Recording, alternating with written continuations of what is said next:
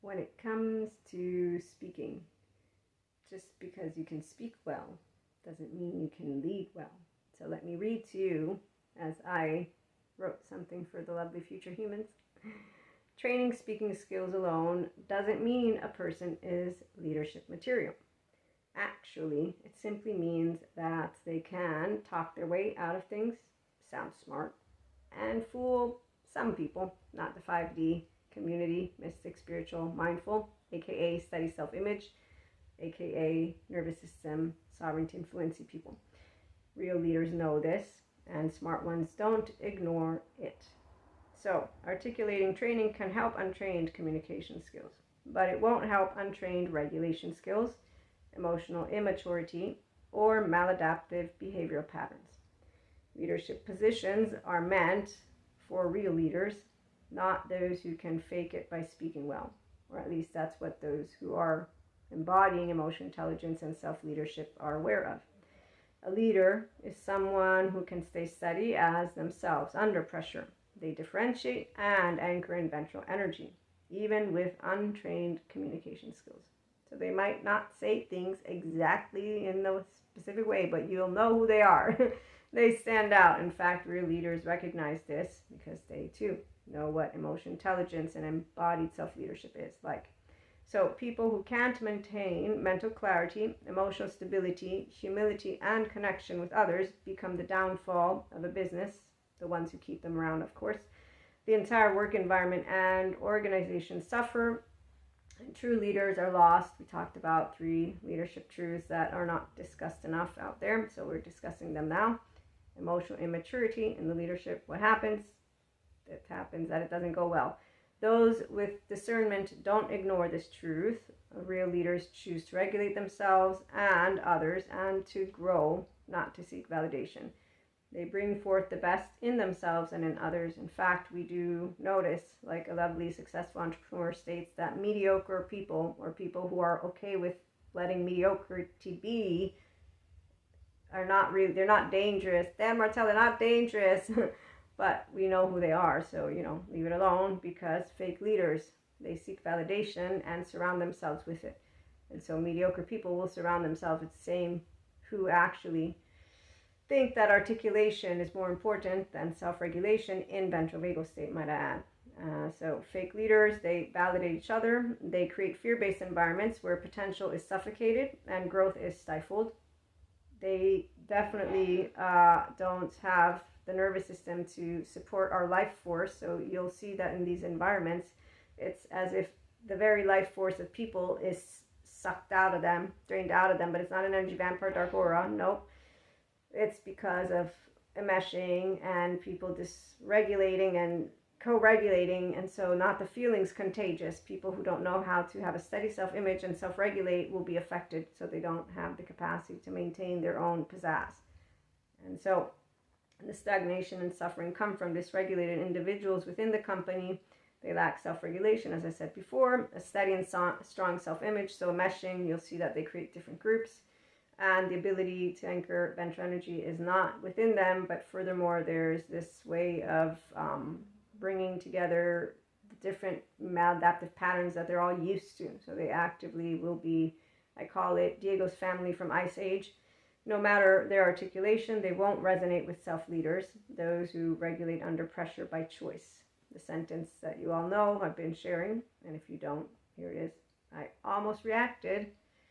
Then I remembered sovereignty and integrity are choices.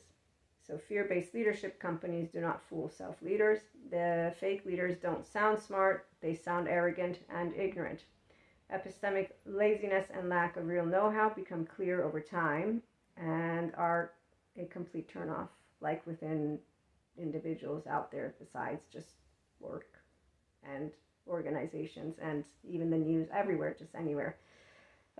It's, sad story, I know. Polarized thinking and small-mindedness become distasteful and disappointing at best. The good versus bad / evil narratives become obvious, reductive, and poor in quality. Self-leaders leave these businesses and these organizations and these specific types of crowds, often without saying a word, due to the obvious unhealthy validation systems in place. They actually have each other's back. And then when they backstab each other, they don't even grow from it because obviously they're still dysregulated. So this truth is not missed by real leaders where there's no trust, but not because we can't trust them. It's that they are actively the people who don't take accountability seriously because they can't yet. They still are dysregulated from their own dysregulated environment. And so choosing to be a leader happens, on the other hand, every time you are presented with the opportunity to grow steadiness under pressure, even in these circumstances. For those of you who use journaling and self-reflective mindset practices to pursue growth and self-leadership, one, check out PayHip. It has journal prompts and mindset practices. Subscribe to Substack. But also, here's a question to add to your list of self-inquiry prompts and a micro-habit practice to go with it. Okay, so the self-inquiry prompt. Notice where you may still confuse articulation with leadership. The micro-habit practice alongside this. So first you take note of those moments over a period of time, because otherwise you don't have any of your own patterns to work with or your own observations. So I say 2 weeks, a month. Give yourself enough time to have the capacity to notice as you're also busy with life, right? And doing whatever you're doing. So once you've done the 2 weeks, a month, however long you feel, notice 3 ways that work for you. So whatever you've observed, so that in the moment you're able to get that focus on regulating your nervous system to your social engagement system. I've done it with panic attacks. I've done it with people who are reactive in social environments. So self-regulating in the moment. And in addition to that, you pause, because we're talking about articulation, you pause your words. And that way you can actually you can self-regulate, get anchored in groundedness, and feel that sturdiness of you. And so by pausing yourself, you're giving yourself the time to get into your self-empowered version, if you will. And so you want to pause the speaking and really hone in on creating that resilience with bringing your body to the ventral vagal state. And even if it's just 1 second, doesn't matter. 3 seconds, doesn't matter. That's how the micro habit starts. So you train the pause and you focus on the capacity to self-regulate. As this happens, you're anchoring in that ventral energy. So you're regulating to the social engagement system or the ventral vagal state. And this expands your window welcome because you have one. You don't have window tolerance, even though we still have things that can come up, but that's a side note.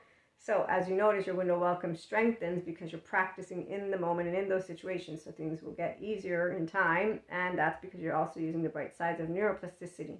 So you're not doing the right, wrong, I'm upset, and you're not valid. You're allowing yourself to know that's the elasticity, that's like the rubber band, but it's not just a rubber band because it's your depth.